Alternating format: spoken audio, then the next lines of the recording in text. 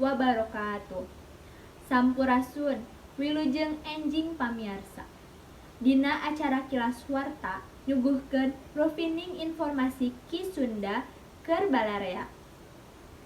Disarengan ku simkuring pun Mutia Mardiati Salma. Pamiarsa, salami 5 menit kapayun, simkuring baris nyarengan ka pamiarsa sadayana. Dina acara Warta Sunda, edisi Senin Ping 22 Februari 2021.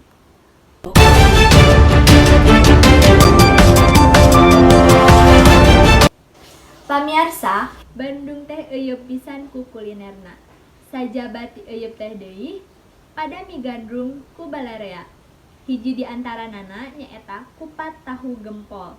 Kupat tahu anu geus aya ti taun 65 keneh. Sumangga nyanggakeun bae wartana. Kupat tahu gempol kaasup salah sahiji kuliner nu kajojo di kota Bandung. Buktina nu ngadon ngararasakeun nikmatna ieu kaolahan teh teu weleh merul wae. Tapi ka kalan-kalan mah konsumenna kudu ngantai heula nungguan tempat diuk jadi kosong. Nu mie gandrung eta kupat tahu nu perenahna di Jalan Gempol teh lain wae orang Bandung, tapi oge warga ti luar daerah kaasup di Jakarta, Bogor, jeung daerah sejenna.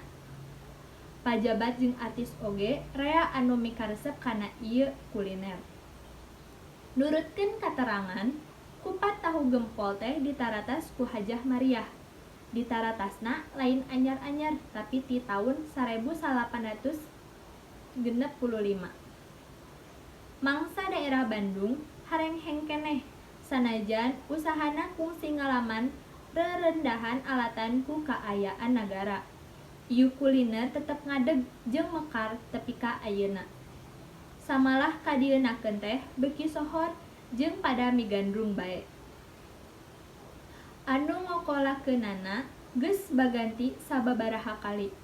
Ngan sok sanajan geus ganti juru masak atawa nu ngokolakeunana, rasana mah teu ieuh milu ganti.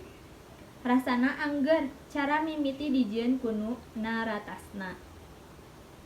Sabab geus kabuktian rasana beda, punjul tinu sejen. Kupat tahu gempol empuk kupatna, pedo tahu jeung bumbuna. Kurupukna biasana lain kurupuk biasa, tapi kurupuk kemplang nu ipis tu rangu. Nya alatna eta kupat tahu gempol kakoncara ti bihari tepi ka kiwari. Pamiarsa, sakitu anu simkuring tiasa dugikeun dinten ayeuna. Simkuring pun Mutia Mardiati Salma, amit mundur, amit mungkur. Wilujeng enjing. Wassalamualaikum warahmatullahi wabarakatuh. Hurip Sunda.